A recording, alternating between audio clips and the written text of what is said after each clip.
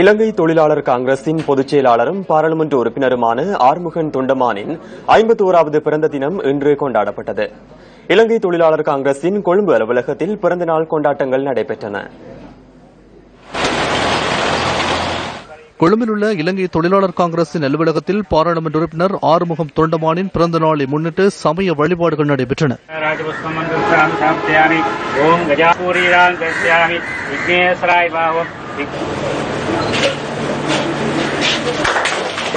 இதனையடுத்து இலங்கை தொழிலாளர் காங்கிரசின் தலைவர் பாராளுமன்ற உறுப்பினர் முத்து சிவலிங்கத்தினால் கேக் வெட்டி பிறந்த தினம் கொண்டாடப்பட்டது.